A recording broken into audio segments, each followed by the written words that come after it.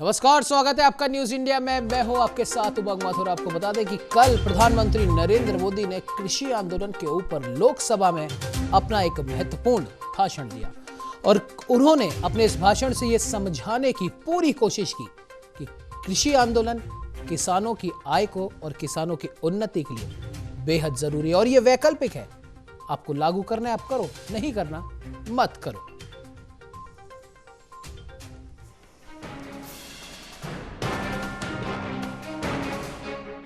का ट्रेन जो है उसका रास्ता रोका जाएगा पूरे देश में। छोटे किसान की भलाई के लिए व्यवस्थाएं विकसित नहीं करेंगे, हम देश के एग्रीकल्चर सेक्टर को ताकतवर नहीं बना सकते हैं।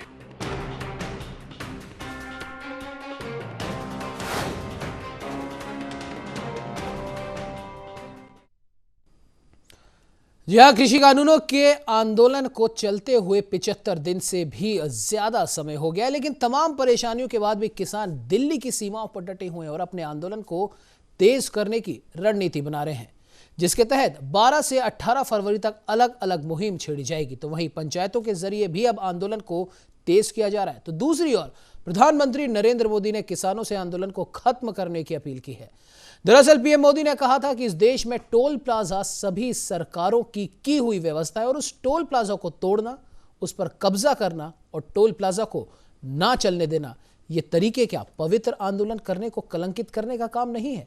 साथ ही संसद में पीएम मोदी ने कहा कि किसान आंदोलन की पवित्रता और मैं किसान आंदोलन को भी पवित्र मानता हूं, लेकिन इस तरीके से जिद पर अड़े रहने से किसी भी समस्या का समाधान नहीं निकल सकता। तो वही तथाकथित किसान नेता राकेश टिकैत का भी कहना है कि आंदोलनकारी किसान केंद्र में कोई सत्ता परिवर्तन नहीं बल्कि अपनी समस्याओं का समाधान चाहते हैं।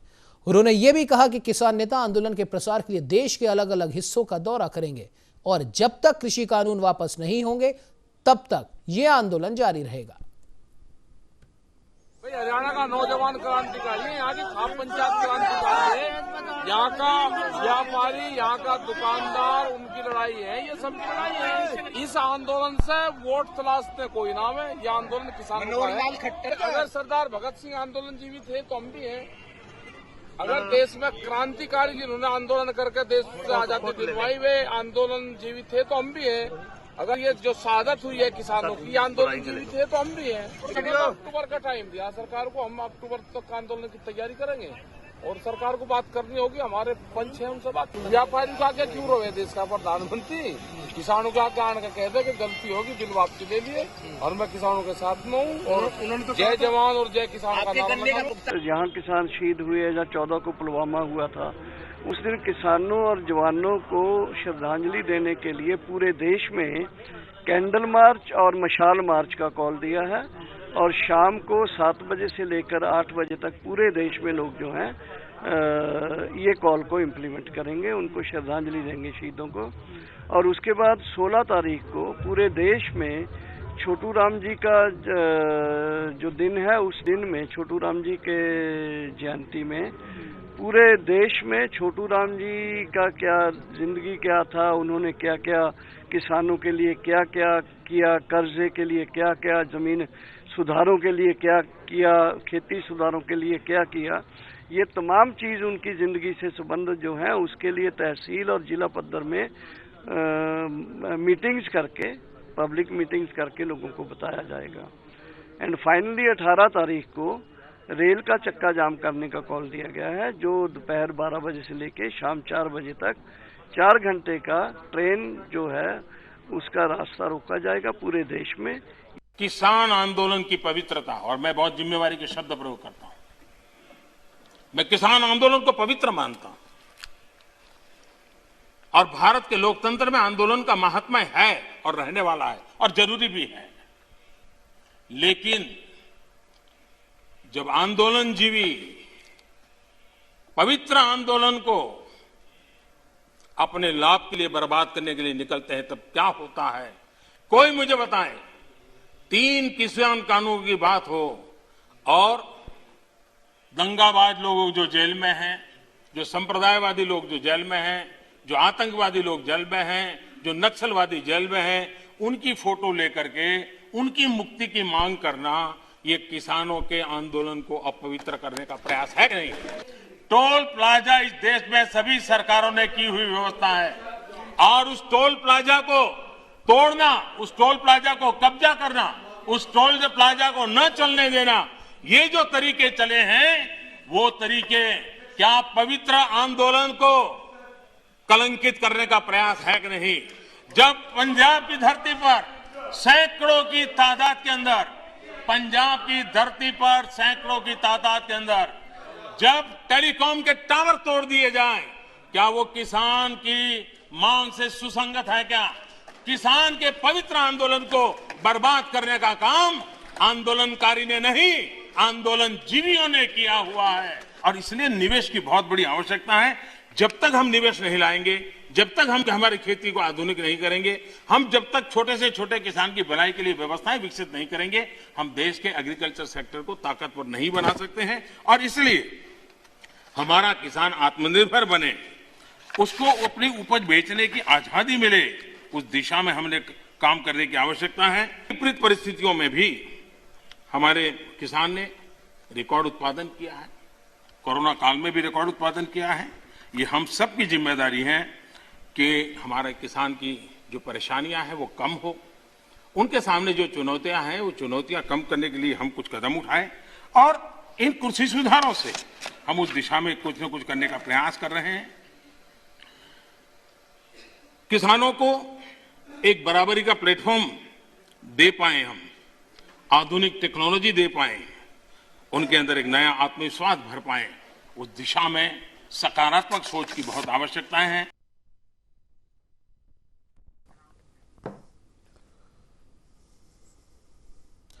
तो वही आपको बता दें कि हमारे साथ में आरबी उपाध्याय जी, वरिष्ठ पत्रकार रामपाल जाट जी, किसान नेता संदीप त्रिपाठी जी, नेता कांग्रेस, और साथ ही साथ अवधेश उपाध्याय जी, प्रवक्ता हैं बीजेपी के। सभी हमारे सम्मानीय अतिथि हमारे साथ जुड़ चुके हैं। आप सभी का न्यूज इंडिया में जुड़ने के लिए बहुत बहुत धन्यवाद। उपाध्याय साहब, सबसे पहले आपके पास आना चाहूंगा। जिस प्रकार से कल प्रधानमंत्री नरेंद्र मोदी ने लोकसभा में अपना अभिभाषण दिया और उन्होंने इस चीज को साफ तौर पर कर दिया कि इस आंदोलन को करने की जो वजह है वो वजह ही प्रासंगिक नहीं है, क्योंकि कृषि कानूनों को हमने कोई कंपलसरी नहीं किया, हमने थोपा नहीं। ये एक वैकल्पिक व्यवस्था है, आपको इसे लागू करना है तो कीजिए, नहीं करना मत कीजिए। आपको कॉन्ट्रैक्ट फार्मिंग करनी है तो कीजिए, नहीं करनी है तो मत कीजिए। फिर इस आंदोलन का औचित्य क्या रह जाता है? और सबसे बड़ी बात आरबी उपाध्याय जी, जिस प्रधानमंत्री नरेंद्र मोदी के इस भाषण के बाद में किसानों ने जो अपने पूर्ववर्ती कार्यक्रम कर रखे हैं 12 से 18 फरवरी तक रेल रोको आंदोलन, और सिर्फ एक हथकंडा अपनाने के लिए, एक एजेंडा अपनाने के लिए ये जो अब आंदोलन हो रहा है, क्योंकि अब प्रधानमंत्री नरेंद्र मोदी साफ कर चुके हैं ये किसी के ऊपर थोपा गया नहीं है, आपको लेना है आप लीजिए, नहीं लेना मत लीजिए। तो फिर अब इस आंदोलन का क्या औचित्य रह जाता है और विपक्ष का इस आंदोलन को समर्थन देने का और इस आंदोलन के समर्थन में तमाम कार्यक्रम करने का क्या औचित्य रह जाता है? आरबी उपाध्याय जी। देखिए ओंगी जी, हर आंदोलन का अपना एक महत्व होता है और हर आंदोलन कहीं ना कहीं जो होता है उसके पीछे समस्याएं होती हैं जी, और समस्याओं का निराकरण न होने पर आंदोलन होता है। कोई नई बात नहीं है। बीजेपी आंदोलन, अन्ना आंदोलन, उसके बाद किसान आंदोलन। तो देखिए सरकारों को भी ये दायित्व है कि भी जो उनकी कहीं समस्याएं हैं या मान लीजिए कोई भ्रम भी है तो उस भ्रम को दूर किया जाए। भी अगर हम कानून बनाते हैं और जो आप कानून बना रहे थे, इन कानूनों को अगर पहले ही किसानों से विचार विमर्श करने के बाद बनाया जाता तो इनके भ्रम दूर किए जा सकते थे। ऐसा नहीं कि दूर नहीं किए जा सकते थे। मैं प्रधानमंत्री जी की बात से बिल्कुल सहमत हूं कि देखिए कृषि में पूंजी निवेश की जरूरत है। मैं बार बार आपके चैनल से और बहुत सारे चैनल के माध्यम से इस बात को कह चुका हूं, क्योंकि जो छोटा किसान है उसके पास ट्यूबवेल लगाने के लिए पैसा नहीं है, वो ट्यूबवेल तक नहीं लगा पाता है जी। तो देखिए उसका कैसे सिंचाई करेगा, कैसे आधुनिकीकरण होगा उसका, तो वो सब चीजें देखिए कृषि के लिए जरूरी हैं। कोई ना कोई तो कारण है कि आजादी के इतने सालों बाद भी किसान कर्जदार है, आत्महत्या कर रहा है। वही यूनियन है, वही नेता हैं, वही पॉलिटिकल पार्टियां हैं। ये बात अलग है कि आज सत्ता में, कल विपक्ष में, कल जो विपक्ष में था आज सत्ता में है। ये सत्ताएं बदलती रहीं, लेकिन किसान के हालात नहीं बदले। वो आत्महत्या को मजबूर होता रहा आज जरूरत है कृषि में रिफॉर्म की, कृषि में पूंजी निवेश की, और पूंजी निवेश होगा तो फूड प्रोसेसिंग यूनिट लगाएंगे, कोल्ड स्टोर बनेंगे, स्टोरेज की क्षमता बढ़ेगी। तो मैं मानता हूं कि ये बहुत निहायत जरूरी है। लेकिन अब जिद पर सरकार भी है और जिद पर जो आंदोलनकारी हैं वो भी कहीं ना कहीं जिद पर अड़े हैं। वो कहते हैं कि नहीं, बिल वापसी करिए। सरकार कहती है कि भी कानूनों में संशोधन करने को हम तैयार हैं। तो देखिए, ऐसा नहीं है उमंगी जी, कानून में संशोधन करने के बाद भी हमारी जो दिक्कतें हैं, किसानों की जो परेशानियां, उनको दूर किया जा सकता है, ऐसा नहीं है। और जो कानून है उसमें इतना बदलाव कर किया जा सकता है कि कानून निष्प्रभावी हो सकता है। लेकिन जिद दोनों तरफ से है, तो इसको जो गतिरोध पैदा हुआ है इसको तोड़ने की कोशिश पूरी तरीके से माननीय प्रधानमंत्री ने अपने भाषण में की है कि भी ये जो चीजें हैं ये ठीक नहीं है, आंदोलन जीवी परजीवी। उन्होंने बड़ी लंबी एक्चुअल व्याख्या की है। और हकीकत है कि जब कोई आंदोलन होता है तो उसमें बहुत सारे तत्व हैं वो शामिल हो जाते हैं और वो अपने एजेंडा कहीं सिद्ध करना चाहते हैं, चाहे वो झंडा लगा के, चाहे वो आतंकवादियों की तस्वीर लगा के। तो वो कहीं ना कहीं मीडिया में अपनी जो कुंठा है उसको उजागर करने की कोशिश करते हैं और आंदोलन को एक नया रूप देने की कोशिश करते हैं, हिंसा की कोशिश करते हैं। देखिए, किसान आंदोलन इतने दिनों बाद भी आप देखेंगे शांतिपूर्ण आंदोलन है। और आंदोलन का, जहां तक मैं समझता हूं, माननीय प्रधानमंत्री जी ने भी कहा है कि मैं आंदोलन का आदर करता हूं। लेकिन आंदोलन में जो अवांछित तत्व हैं, जिनको उन्होंने परजीवी कहा, आंदोलन जीवी कहा, वो लोग जब घुसपैठ करते हैं और अपने एजेंडा को चलाने की कोशिश करते हैं तो कहीं ना कहीं आंदोलन का भी नुकसान होता है, देश का भी नुकसान होता है, हम सबका नुकसान होता है। तो इन सब चीजों से कहीं ना कहीं बचने की जरूरत है और आंदोलन को मिल बैठकर एक कदम सरकार आगे बढ़े, एक कदम किसान आगे बढ़े, तो बीच का रास्ता निकालना चाहिए। देखिए, रेल रोको या हाईवे रोको। बिल्कुल उपाध्याय जी, लेकिन सबसे बड़ी बात यहाँ पर यही है, प्रधानमंत्री नरेंद्र मोदी ने खुद कहा कि हम आंदोलन के उसमें नहीं है कि ये आंदोलन को हम खत्म करना चाहते हैं या आंदोलन का हम निरादर कर रहे हैं।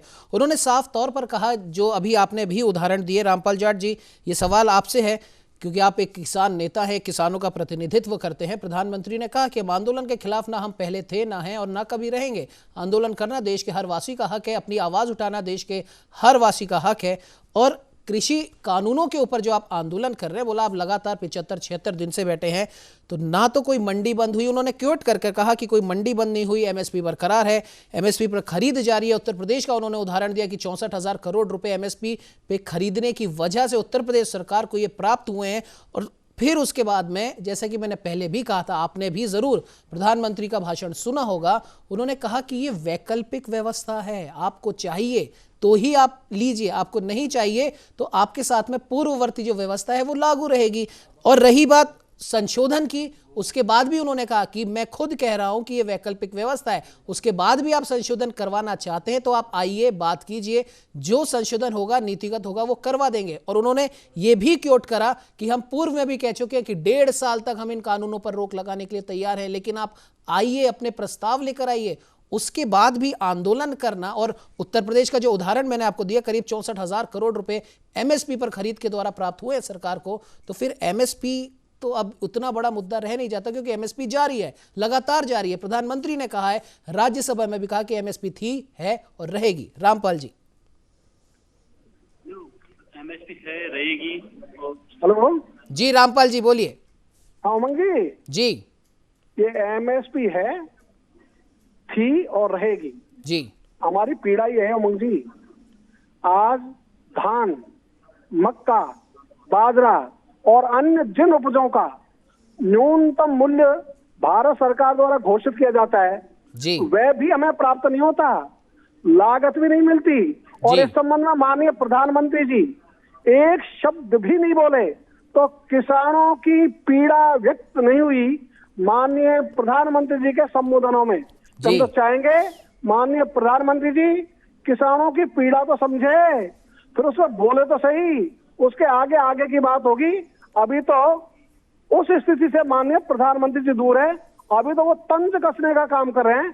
तो तंज तो कसो, लेकिन वो भी तथ्यों का आधार वो तब कसो, बिना तथ्य तंज कसना ये भी उचित नहीं। इसलिए तथ्यों के साथ कोई तंज कसे हम अवश्य भी स्वीकार करेंगे उमंग जी। जी बिल्कुल रामपाल जी, लेकिन चलिए मैं आपके पास आऊंगा। संदीप त्रिपाठी जी भी हमारे साथ बने हुए नेता हैं कांग्रेस के। संदीप जी, किस प्रकार से देखते हैं प्रधानमंत्री के अभिभाषण को, और जब उन्होंने कृषि कानूनों के विरोध में जो आंदोलन हो रहे हैं, उन्होंने इस विरोध के लिए भी बोल दिया है, बार बार इस चीज को हम दोहरा रहे हैं कि इन कानूनों को लागू करना है तो कीजिए, नहीं करना तो मत कीजिए, जबरदस्ती थोड़ी कोई कर रहा है। तो फिर कैसे देखते हैं आप इसको संदीप त्रिपाठी जी? देखिए, पहली बात तो जिस तरह से उन्होंने आंदोलन जीवी और ये सब बातें कहीं, वो उन लोगों के लिए कहा, मैं आपको बता देता हूं कि जो लोग जेल में बंद आतंकवादी अलगाववादी के पोस्टर्स लेके जो वहां पर बैठे थे, जो लोग लाल किले पे हुई हिंसा का समर्थन कर रहे हैं, वो उन लोगों के लिए कहा। जो किसान वहां पर बैठे उन लोगों के लिए नहीं कहा। अब बोलिए संदीप जी। उन्होंने लोकसभा में क्या बताया कि इतने लोगों की गिरफ्तारी हुई है ये करते हुए?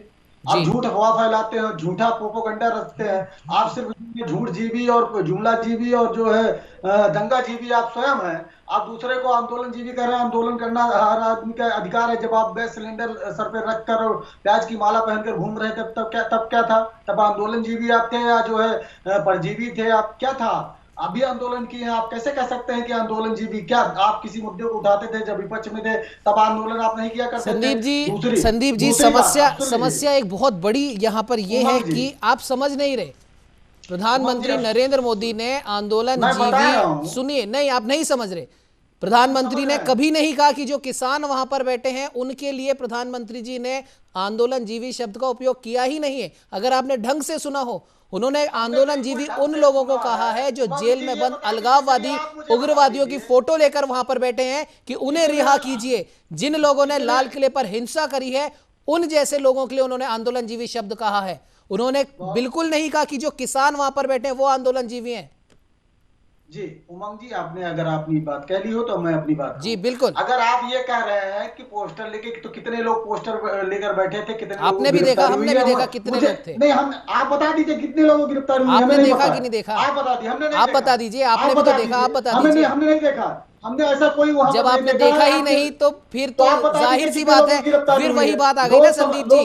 आपने एक भी ऐसा व्यक्ति नहीं देखा उस आंदोलन में? देखिए, आपने देखा कि नहीं देखा संदीप जी? फैक्ट्स पे बात करते हैं। रामपाल जाट जी भी यहाँ पर बैठे हुए हैं, उन्होंने भी कहा है कि तथ्यों पे अगर बात हो तो ज्यादा सही रहती है। चर्चा का जो उद्देश्य होता है वो पूरा भी होता है। आप फैक्ट्स पे बात कीजिए संदीप जी। क्या आपने ऐसे लोगों को उस आंदोलन में देखा कि नहीं देखा? उमंग जी, अगर आप बता दीजिए कितने लोगों की गिरफ्तारी हुई? आपने देखा कि नहीं देखा, आप ये बताइए ना सर। देखिए, आप जो है गुमराह करके किसी हम कहाँ गुमराह कर रहे हैं सर? रामपाल जी भी बैठे हैं, आरबी उपाध्याय साहब भी बैठे हैं, पूरे देश ने देखा है और आप कह रहे हैं आपने नहीं देखा। हम अपने प्रधानमंत्री की बात कर रहे हैं। अगर वो गुमराह कर रहे हैं या कोई बात कह रहे हैं तो उसके लिए कोई तथ्य तो होना चाहिए कि इतने लोगों की गिरफ्तारी हुई, इतने लोग ये करते हुए पकड़े गए, हमने पकड़ा, इतने लोग थे। आप बताइए ये सही है या गलत है? दूसरी बात, उन्होंने कहा कि कृषि कानून जो है वैकल्पिक है। आप बताइए, जब जियो की सिम मोदी जी का चेहरा लगाकर बेची जा रही थी, तब जब बीएसएनएल जो है घाटे में आज पहुंच गई, आज जो है अपनी सैलरी नहीं दे पा रही अपने लोगों को, अपने एम्प्लॉय को, तब क्या वैकल्पिक व्यवस्था नहीं थी? लेकिन सरकार की नीति जब किसी एक कंपनी और किसी एक पर्टिकुलर व्यक्ति के लिए बनती है, संदीप जी आपने खरीदी कि नहीं खरीदी जियो की सिम? सुन लीजिए। नहीं, आपने खरीदी कि नहीं खरीदी? बिल्कुल खरीदी है। क्यों खरीदी? नहीं, क्यों खरीदी? नहीं, वो गलती थी, उसको गलती थी ना, तो वो गलती किसके द्वारा हुई? नहीं संदीप जी सुनिए ना, आपने खरीदी, वो आप खुद कह रहे हैं कि वो गलती थी, तो वो गलती किसने करी? सुन लीजिए, यही तो मैं कह रहा हूं। नहीं, मैं भी तो यही कह रहा हूं संदीप जी। फैक्ट पे बात कीजिए। जियो की सिम आई, आपने खुद ने खरीदी। क्या प्रधानमंत्री नरेंद्र मोदी आए थे आपके पास कि लो भाई जियो की सिम खरीद लो? मैं क्यों खरीदा ये बता दे रहा हूँ। देश में इतनी सेलुलर कंपनियां थी, 6 महीने का ट्रायल और किसी कंपनी को फ्री क्यों नहीं मिला? वो 6 महीने का ट्रायल फ्री संदीप जी बात वही है, घूम फिर के बात वही है संदीप जी। इसको जितना खींचेंगे और खींचेगा उस समय। सुनिए, चलिए मैं आपको बता देता हूं, मैं कंपनी का नाम तो नहीं लूंगा, लेकिन सुनिए, मैं कंपनी का नाम नहीं लेता। अरे मैं सुनिए, मैं आप ही के उदाहरण में बता देता हूं आपको। मैं भी पोस्टपेड सिम का इस्तेमाल करता हूं पिछले 14 साल से, और मेरे पास एक ही ऑपरेटर की सिम है, जियो हो या कोई और कंपनी हो, मैंने तो कभी नहीं बदला। तो मेरे को जियो में क्या होता है क्या नहीं होता है मेरे को उससे कोई लेना देना नहीं, क्योंकि मेरे से किसी ने जबरदस्ती नहीं कहा कि नहीं ये खरीदिए 6 महीने में ये होगा वो होगा। आप उस झांसे में आ गए, अगर इसको झांसा गए तो आप आए उसके चक्कर में और आपने खरीदी। अब आप मान रहे हैं कि गलती है, और वो भी वैकल्पिक था। अपनी अपनी अपनी बात करूं? बिल्कुल कीजिए, उमंग जी, फैक्ट पे कीजिए। आपने लेकिन जैसे मोदी जी ने कहा कि वो वैकल्पिक था जी, और हमने खरीदा इसलिए कि सरकार ने एक कंपनी को फैसिलिटी दी और ये नीति बनाई कि 6 महीने तक आप ट्रायल फ्री कर सकते हैं। जी। और उस ट्रायल फ्री होने के नाते सभी को, कौन नहीं चाहता है फायदा लेना, हम भी चाहते हैं, हर व्यक्ति चाहता है, लेकिन उस चलिए फायदे का संदीप जी, नुकसान चलिए क्या हुआ वो आज आप देख रहे आप हैं नहीं कि मानेंगे, BSNL हमें बिकने पता के है आप कगार नहीं पर है, मानेंगे, जो 5G हमें पता है आर्टिकल संदीप जी, आप नहीं मोदी मानेंगे। जी के 6 आने महीने से 6 पहले महीने के 90% फायदे के गांव तक चक्कर पहुंच में गई थी, वो आप 5G असली केवल मुद्दे से BSNL भटक की गए, आपने रिलायंस खरीद ली, अब यूज आप करने पछता रहे, वाला तो वो गलती ये आपकी सबसे है, बड़ा प्रधानमंत्री की या ये किसी चीज अन्य होने व्यक्ति वाली की है, नहीं है। उस पर बात ठीक करना है, चाहता हूं। अवधेश जी आपके पास आपकी आना बात चाहूंगा। क्यों नहीं समझ जिस रहे? प्रकार से अभी प्रधानमंत्री नरेंद्र मोदी ने लोकसभा में कहा वैकल्पिक व्यवस्था है, लागू करना है कीजिए, नहीं करना है नहीं कीजिए, विपक्ष का अलग काम है, विपक्ष मानने को तैयार नहीं है। लेकिन बात रामपाल जाट जी की भी सही है, बात एमएसपी की है, लड़ाई एमएसपी की है, और प्रधानमंत्री नरेंद्र मोदी ने उस एमएसपी के ऊपर कुछ नहीं कहा। बातें जरूर करी है कि एमएसपी थी, है और रहेगी, लेकिन उसके ऊपर लिखित आश्वासन के बारे में या एमएसपी पर कानून बनाने के बारे में प्रधानमंत्री जी ने कुछ नहीं कहा। और किसानों की सबसे बड़ी समस्या ही यही है। अवधेश जी, देखिए उमंग जी, आपने जो सवाल किया बहुत अच्छा किया। मैं बताऊं आपको कि केंद्र सरकार, जो मोदी सरकार है इस समय जी, ये पूरी तरह से देश के अन्नदाताओं के प्रति संवेदनशील है, संकल्पित है।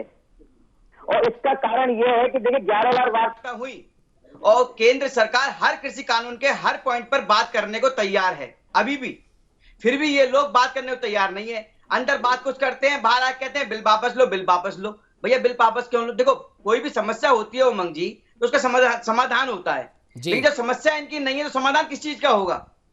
और मैं बताऊं, भारतीय जनता पार्टी हर संभव वो प्रयास कर रही है जिससे कि हमारे अन्नदाताओं की समस्या का समाधान हो सके। आपने देखा होगा भी जो सेशन चल रहा है पार्लियामेंट में, वहां पर हमारे सभी केंद्रीय मंत्रियों ने कहा है भैया जो आप भड़का रहे हो लोगों को, बाहर बैठे हुए लोगों को। अवधेश जी, लेकिन एक माफ कीजिएगा, बीच में इंटरप्ट कर रहा हूं, माफ कीजिएगा, बीच में इंटरप्ट कर रहा हूं। मुद्दे पे पर आते हैं अवधेश जी। हमने कृषि मंत्री नरेंद्र सिंह तोमर जी का भी बयान सुना, हमने प्रधानमंत्री नरेंद्र मोदी जी का भी बयान सुना, लेकिन बयानों में सबसे ज्यादा अगर आपने भी देखा हो, पुरानी बातों का काफी जिक्र किया गया कि 70 साल से ये हो रहा है, 72 साल से ये हो रहा है, हम अब ऐसा करना चाहते हैं, पुरानी व्यवस्था बदलनी चाहिए, नए समय की मांग है, किसानों के साथ ऐसा होना चाहिए, उनकी भी आमदनी बढ़नी चाहिए, हम इसके लिए प्रयासरत में, तमाम बातें उन्होंने कही। और कृषि कानून पर भी उन्होंने कह दिया, वो सभी बात सही है। लेकिन एक बार भी जो किसानों की मूल समस्या है, क्या आपको नहीं लगता कि भले प्रधानमंत्री हो या फिर कृषि मंत्री नरेंद्र सिंह तोमर जी, वो एक शब्द कहते कि किसानों की सबसे बड़ी जो मांग है, आप आइए, अब सिर्फ बात उसी पर होगी, क्या ये नहीं लगता आपको? मैं इसकी बात का जवाब देता हूं आपको। जब 2004 में अटल जी की सरकार थी, तब एक बात की गई थी, एक मीटिंग बुलाई गई थी कि एक ऐसा काम किया जाए जिससे कि हमारे देश के किसानों को सशक्त बनाया जाए और किसान हमारे देश का मजबूत हो।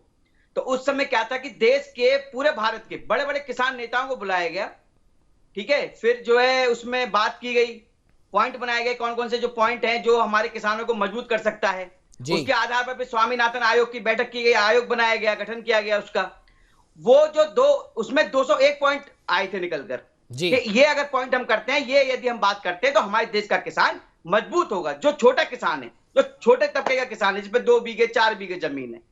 उसके बाद आ गई यूपीए की सरकार, वो दबा के बैठ गए, इन्होंने उस पर कोई कार्यवाही नहीं की।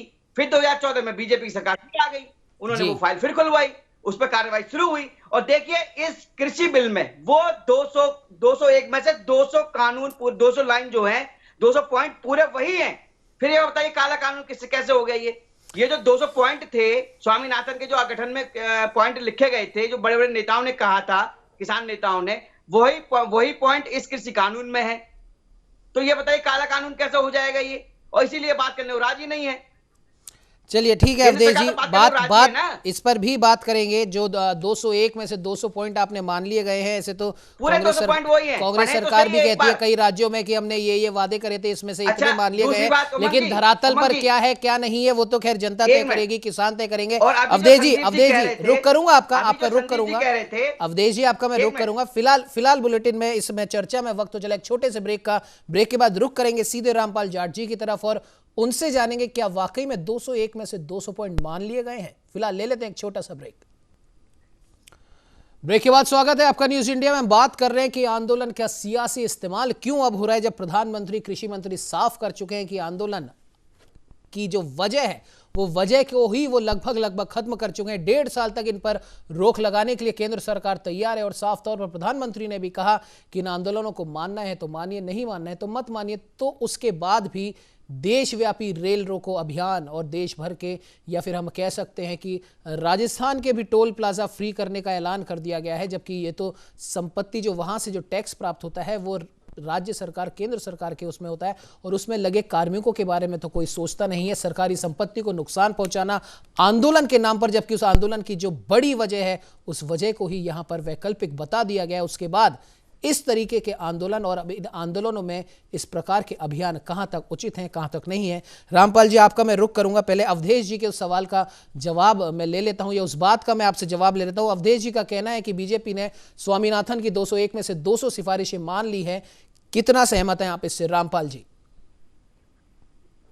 उमंग जी, डॉक्टर एम.एस. स्वामीनाथन की जो अनुशंसाएं जी, उनकी संख्या 200 है, ये मेरी जानकारी में नहीं है जी। मेरी जानकारी में यह है कि उन्होंने 4 रिपोर्ट दी 5 खंडों में जी। उनके आधार पर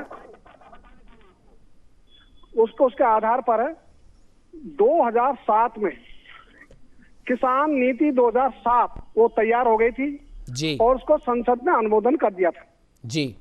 उसमें जो बात छोड़ दी जी, वो थी वह अनुशंसा जिसमें कहा गया कि किसानों को उनकी उपजों के न्यूनतम समर्थन मूल्यों का निर्धारण औसत भारत लागत से 1.5 गुना से अधिक होगा, वो उन्होंने छोड़ दी थी। वो किसान नीति 2007 में नहीं है जी। उसको लेकर लगातार किसानों का आंदोलन चला। किसान उच्चतम न्यायालय में गए, वहां भी लड़ाई लड़ी, मैदान में भी लड़ाई लड़ रहे हैं। और 2007 15 अगस्त से ये रिपोर्ट लागू होनी थी, जो कांग्रेस के टाइम में भी नहीं हुई और भाजपा ने भी लागू नहीं की। अभी जो लागू करने की कह रहे हैं उसमें इन्होंने लागत का फार्मूला ही बदल दिया जी। लागत होती है संपूर्ण लागत, इसको कहते हैं C2। इन्होंने जो 1.5 गुना किया वो किया A2 + FL का, यानी जो जेब से खर्च हुआ और जो पारिवारिक श्रम है उसका, बाकी खर्चे इन्होंने छोड़ दिए। इसलिए दुनिया में लागत एक ही प्रकार की होती है, 2 प्रकार की हो ही नहीं सकती। तो लागत का सूत्र भी बदल दिया और फिर कह रहे हैं कि हमने उस रिपोर्ट को लागू कर दी। इसलिए ये पूर्ण सत्य नहीं है। पूर्ण सत्य यह है कि आज भी यदि 1.5 गुना दाम दिए जाए तो अकेले बाजरा का मूल्य होना चाहिए था 2250 रुपए, वो नहीं है, 2150 है, 100 रुपए कम है। और हर उपज की यही स्थिति है। आज भी C2 का 1.5 गुना किसानों को देने के लिए निर्धारण भी नहीं हुआ। देना तो बहुत दूर की बात है। फिर उन्होंने तो ये भी कहा था कि खरीद पूरी होगी, खरीद तो है ही नहीं। तो बिना खरीद किए न्यूनतम समर्थन मूल्य की सार्थकता क्या है? तो उसकी सार्थकता तो तब है जब वो किसानों की जेब में है। तो किसानों की जेब में न्यूनतम समर्थन मूल्य का दाम आ नहीं रहा, किसानों को अपनी उपजे औने पौने दामों पे बेचने को विवश होना पड़ रहा है। फिर भी सरकार, लेकिन रामपाल जी सवाल उठता है, आप किसान नेता हैं, किसानों का प्रतिनिधित्व करते हैं, आप हैं किसानों का प्रतिनिधित्व करते हैं, और भी पूरे देश में कई किसान संगठन हैं जो कहीं ना कहीं किसी न किसी पार्टी से जुड़े हुए भी होंगे। चलिए हम पार्टी की बात नहीं करते। 2007 का आपने यहाँ पर उल्लेख किया, ये 2021 चल रहा है, 14 साल लग गए अपनी बात के लिए, जबकि 14 सालों में तो 6 साल बीजेपी को हुए हैं अभी तो सिर्फ। ये सवाल संदीप त्रिपाठी जी के लिए भी है। 2007 की आप बात कर रहे हैं, 2014 तक देश में कांग्रेस का शासन था, तब इस प्रकार का आंदोलन क्यों नहीं हुआ? क्यों नहीं अपनी बात मनवाने के लिए 74 दिन 75 दिन बैठे रहे? उमंग जी 2010 से राजस्थान में आंदोलन शुरू हुआ जी, ग्राम स्तर पर जी, संभाग स्तर पर जी, राज्य स्तर पर जी, लगातार किसान महापंचायतें हुई जी, और हमारा सारा आंदोलन रहा सत्याग्रहात्मक जी, यानी हम स्वयं को तपाएंगे, स्वयं को कष्ट देंगे, हमारे कारण किसी को कष्ट नहीं हो, ये हमने सदा आंदोलन में ध्यान रखा। इसलिए ये जो राजस्थान में आंदोलन चला उसके बाद में पूरे हिंदुस्तान में हमने बनाए किसान संगठनों के समूह, 1 2 3 4 5 6 लगातार समय दिया और वो चलते चलते अब जाके एक बड़ा आंदोलन हुआ। उसमें भी योगदान भारत सरकार का बहुत महत्वपूर्ण है कि वो 5 जून 2020 को कृषि के कॉर्पोरेटीकरण के लिए 3 कानून ले आए। उनको लेकर ये जो हवा बनी और तगड़ी बनी, तो जो दूर से राजस्थान में शुरू हुआ आंदोलन था, आज देशव्यापी आंदोलन है। पूरा देश आज न्यूनतम समर्थन मूल्य की खरीद की गारंटी के कानून के लिए लड़ रहा है। नहीं, पूरा देश नहीं लड़ रहा रामपाल जी, पूरा देश बिल्कुल नहीं लड़ रहा।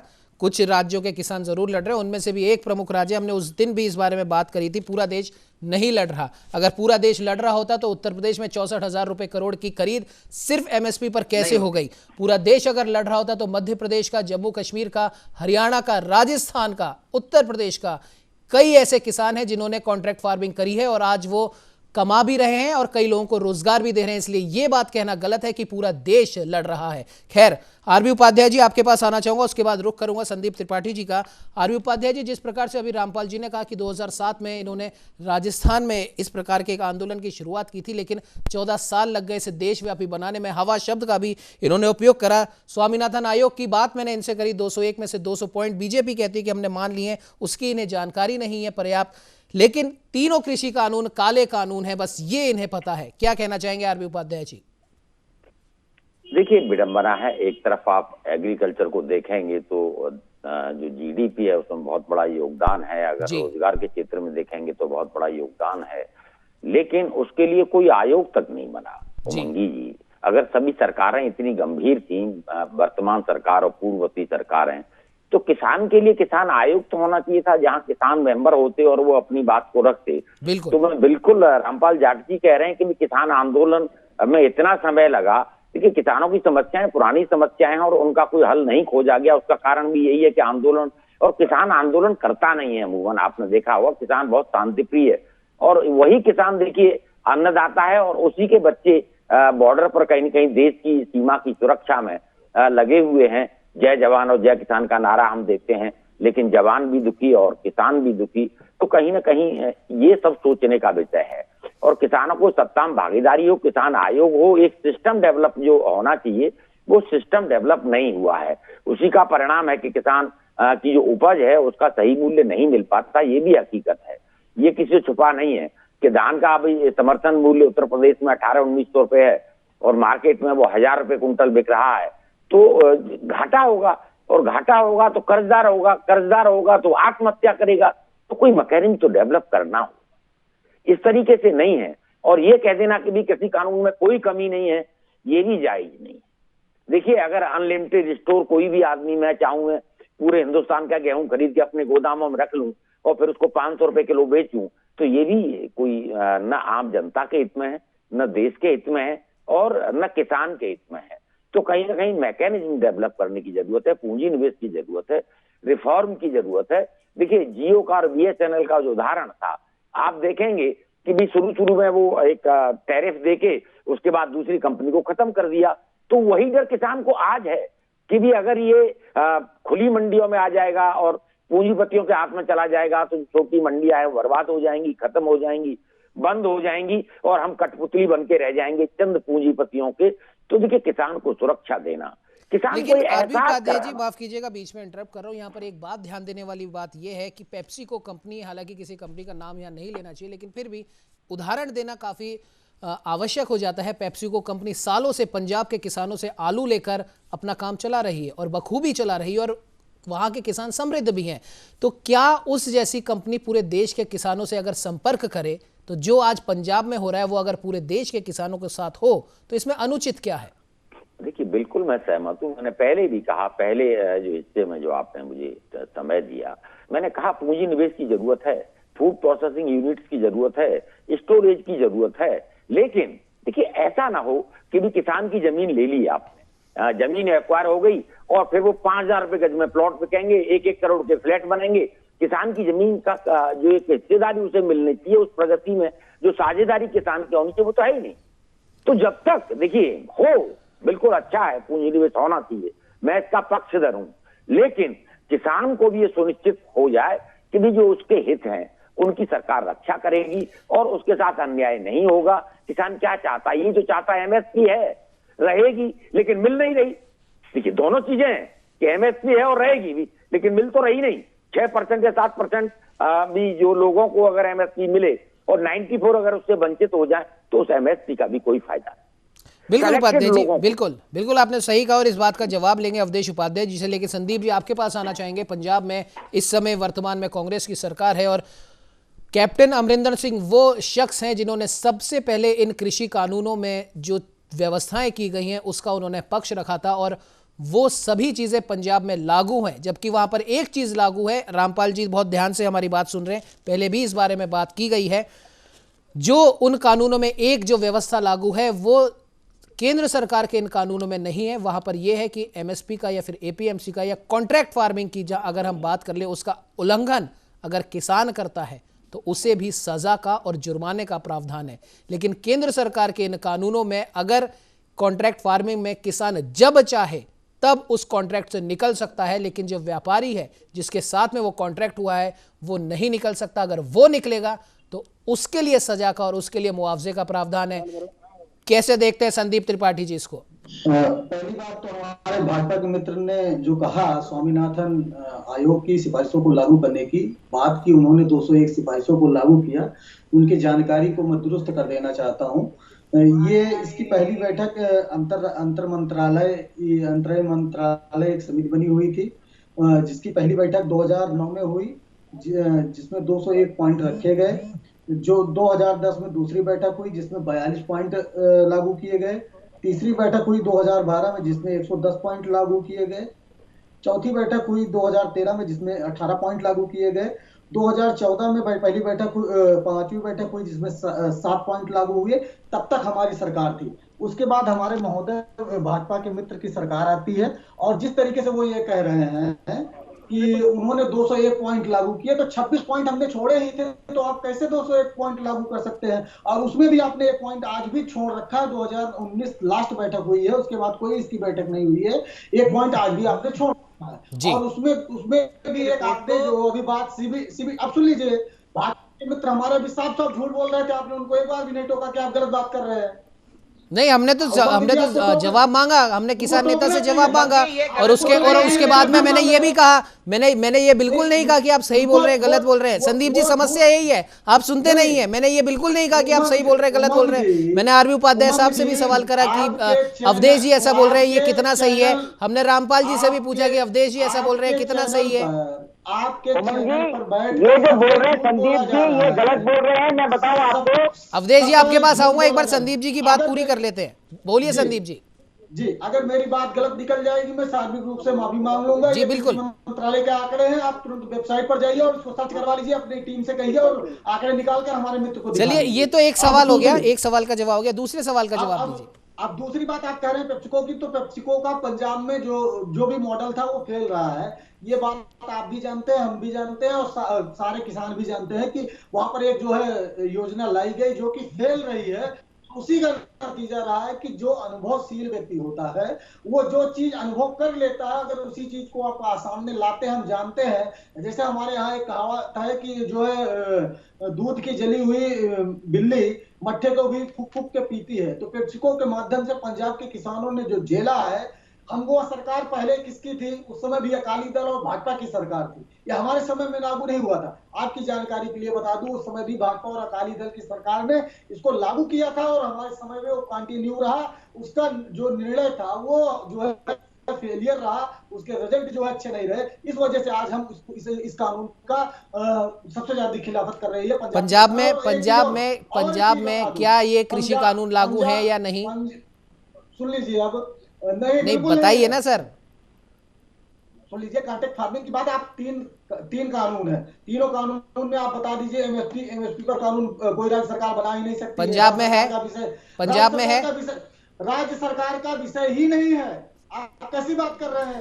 राज्य सरकार का यह विषय ही नहीं है तो राज्य सरकार इसको कानून कहां से बना सकती है? आप बताइए मुझे। क्यों नहीं है? दिल्ली ये आंदोलन की शुरुआत कहां से हुई? मुख्यमंत्री जी तो संदीप जी, इस आंदोलन, अवधेश जी मैं आऊंगा आपके पास। संदीप जी, इस आंदोलन की शुरुआत कहां से हुई मुझे बताइए। एमएसपी निर्धारित नहीं कर सकते हैं, पहली बात जान लीजिए आप। एमएसपी केंद्र सरकार निर्धारित कर सकती है, राज्य सरकार सिर्फ उसको बोनस दे सकती है। हमारे अवधेश जी नहीं जानते होंगे तो जान लीजिए। चलिए संदीप जी, इस आंदोलन की शुरुआत कहां से हुई?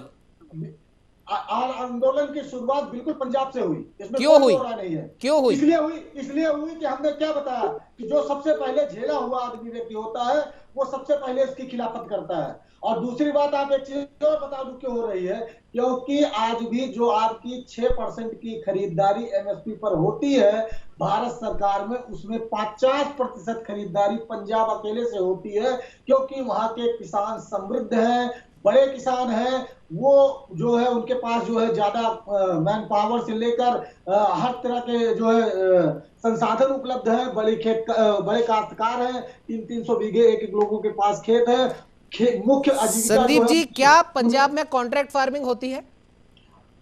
कॉन्ट्रैक्ट फार्मिंग का बिल्कुल बता तो रहे, फार्मूला रहा है, वो फेल रहा है, वो मॉडल अभी नहीं हो रही। मतलब जब से पेप्सिको वाला फार्मूला फेल हुआ तब से पंजाब में कॉन्ट्रैक्ट फार्मिंग बंद हो गई। नहीं, कॉन्ट्रैक्ट फार्मिंग आप करिए, इसमें क्या 3 कानून में सिर्फ कॉन्ट्रैक्ट फार्मिंग की बात कही गई है क्या? नहीं, मैं तो आपसे पूछ रहा हूं ना, क्योंकि समस्या कॉन्ट्रैक्ट फार्मिंग से है। अगर कोई पूंजीपति या कोई आएगा, नहीं, समस्या कॉन्ट्रैक्ट फार्मिंग से भी सबसे ज्यादा है। मैं तो आपसे पूछ रहा हूँ कि क्या पंजाब में कॉन्ट्रैक्ट फार्मिंग बंद हो गई? मैं बता दे रहा हूँ, कॉन्ट्रैक्ट फार्मिंग हो रही है, लेकिन उस कॉन्ट्रैक्ट फार्मिंग के माध्यम से जो खरीदार था वो एक लिमिट तक भी आपको उस चीज को जमा कर सकता था। कि सरकार ने जमाखोरी की खुली छूट दे रखी। उन्होंने एक संदीप जी, कॉन्ट्रैक्ट फार्मिंग और स्टोरेज ये दोनों अलग अलग चीजें हैं। संदीप जी सुनिए, कॉन्ट्रैक्ट फार्मिंग और स्टोरेज वाली दोनों चीजें अलग अलग है, इनको एक क्यों कर रहे हैं आप? सुन लीजिए अब। नहीं, मैं आपको बता रहा हूँ, कॉन्ट्रैक्ट फार्मिंग और स्टोरेज वाली दोनों चीजें अलग अलग हैं। उमंग जी, कॉन्ट्रैक्ट फार्मिंग हर उसमें होती है, हर राज्य में होती है। बिल्कुल, बटाई पे जमीनें ली जाती हैं, बाकी पर जमीनें ली जाती हैं। उत्तर प्रदेश से आता हूँ, तो वहाँ छोटा किसान अपनी जमीन बटाई पे दे देता है, उसके पास ट्रैक्टर नहीं होता। बिल्कुल आरबी उपाध्याय जी, क्योंकि सबसे बड़ी बात यही है कि कॉन्ट्रैक्ट फार्मिंग को एक अलग तरीके से दर्शाने की कोशिश की जा रही है, क्योंकि हर देश में जहां पर भी किसान है, वो भले ही दो किसान आपस में कॉन्ट्रैक्ट फार्मिंग करते हैं, उसको बटाई, जो अभी आपने भी कहा, उसको बटाई के लिए भूमि दे दी, तो वो एक प्रकार का कॉन्ट्रैक्ट ही है, कॉन्ट्रैक्ट फार्मिंग ही है। तो जो चीज सदियों से हमारे देश में चलती आ रही है, अगर उस पर कोई ऐसा कानून बन रहा है कि जिसने भी आपसे आपकी जमीन कॉन्ट्रैक्ट पे ली, वो उस कॉन्ट्रैक्ट के मुताबिक अगर काम नहीं करता है तो उसके लिए सजा का और जुर्माने का प्रावधान है। तो इसमें भला किसका हो रहा है? संदीप जी, एक बात सबसे बड़ी कह दूं कि इसके साथ एक कानून को आप भूल जा रहे हैं, जो आवश्यक सेवा अधिनियम में संशोधन हुआ है, उसका सबसे बड़ा दुष्परिणाम यह होगा कि आप जो है कितना भी संदीप जी, आप उस पर नहीं बोलेंगे जो मैं आपसे पूछ रहा हूं। मैं उसी पर बोल रहा हूं। आप दोनों कानून को साथ क्यों नहीं लेकर देख रहे हैं? आप एक चीज पर क्यों? वो एक अलग चीज है, पहले इस पे बात कर लेते हैं ना। अगर कॉन्ट्रैक्ट फार्मिंग में से जो भी कॉन्ट्रैक्ट कर रहा है किसान के साथ, वो गड़बड़ अगर करना चाहेगा, उसे धोखा देना चाहेगा, तो इसमें सजा का प्रावधान है, जुर्माने का प्रावधान है। तो इसमें भला किसका है? नहीं, आप ये मान के चलिए कि आप मेरे को बताइए ना सर, भला किसका होगा इसमें? नहीं, कॉन्ट्रैक्ट फार्मिंग होती है, नहीं होती है?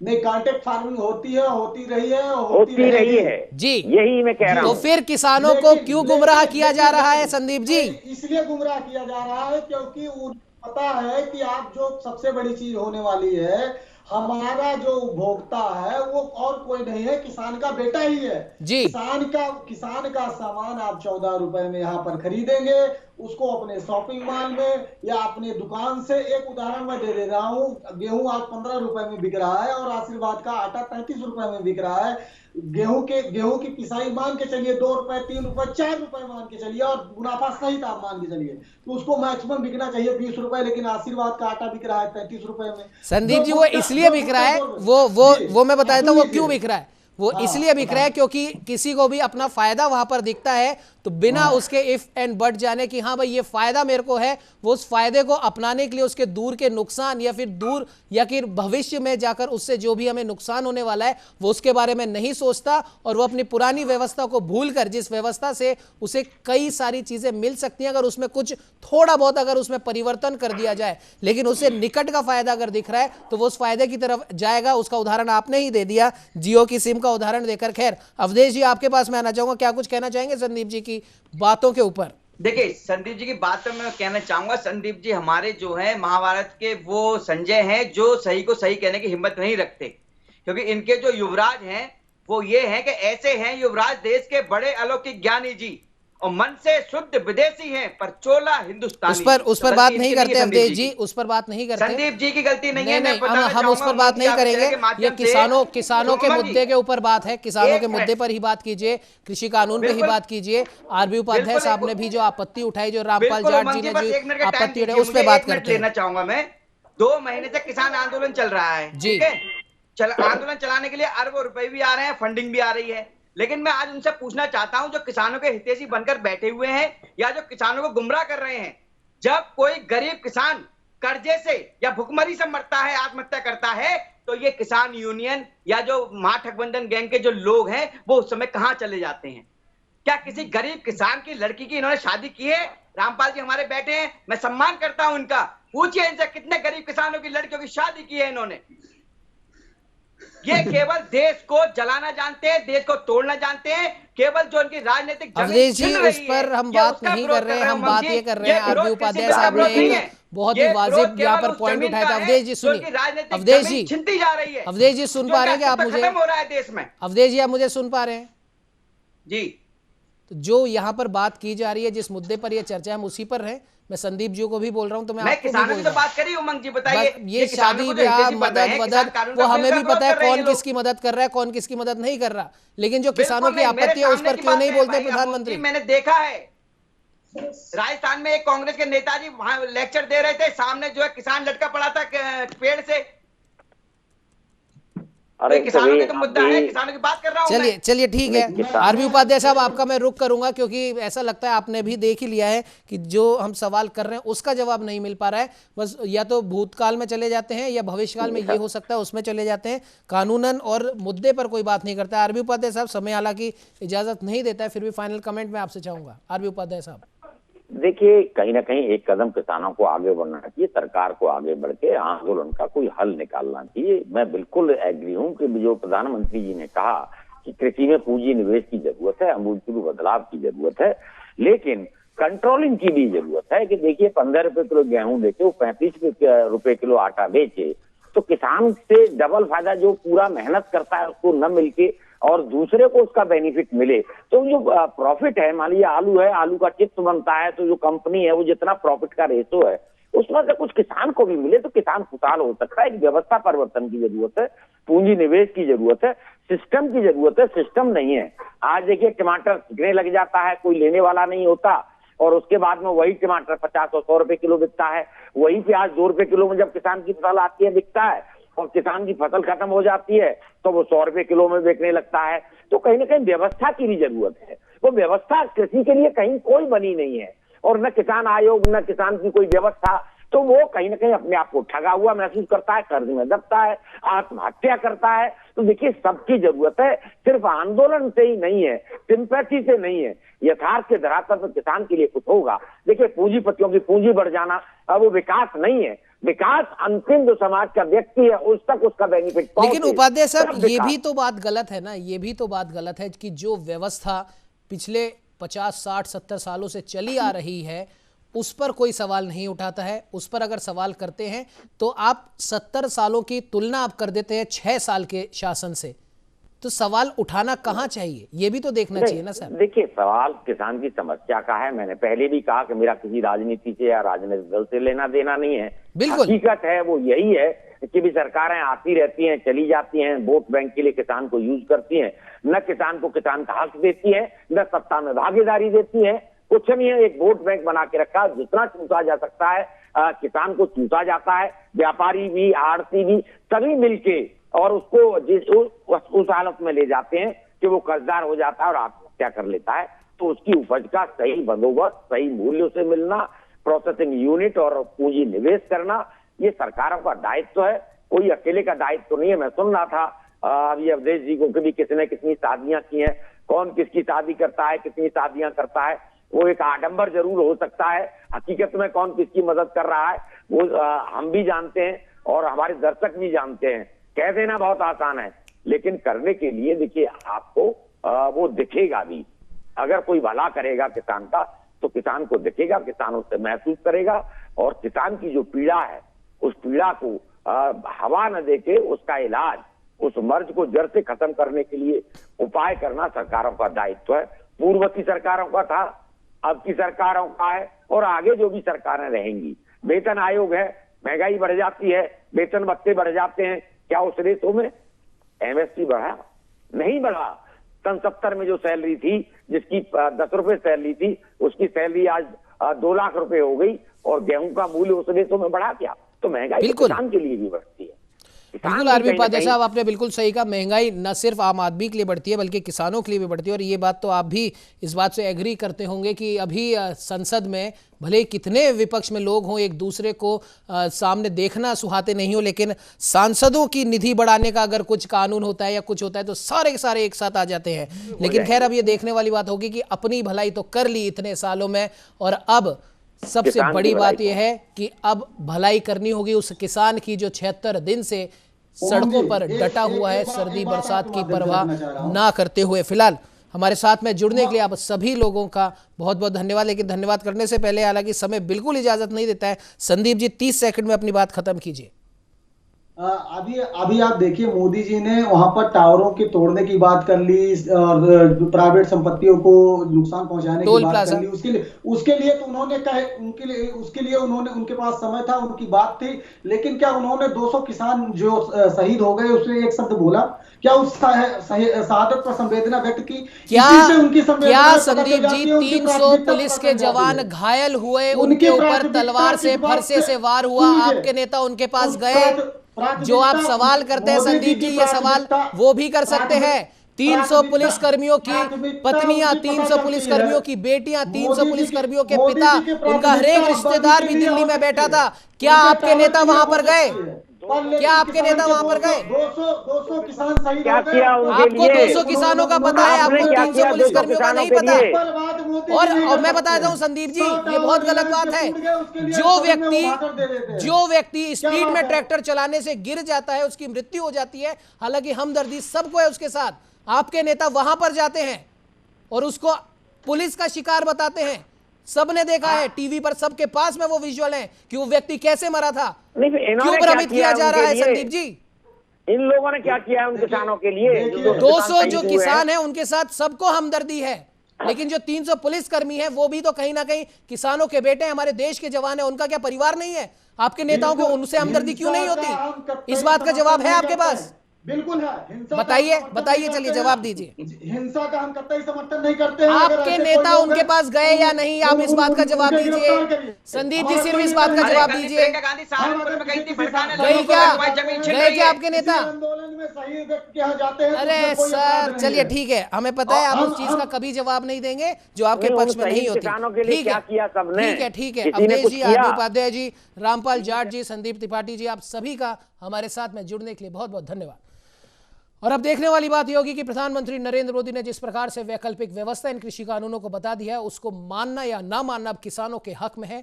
अब इस आंदोलन का क्या कुछ रुख होता है और किसानों का रेल रोको आंदोलन कितना उचित है, कितना नहीं, ये तो आने वाला वक्त ही बताएगा। फिलहाल इस चर्चा में इतना ही। देश दुनिया की तमाम खबरों को जानने के लिए बने रहिए हमारे साथ और देखते रहिए न्यूज़ इंडिया।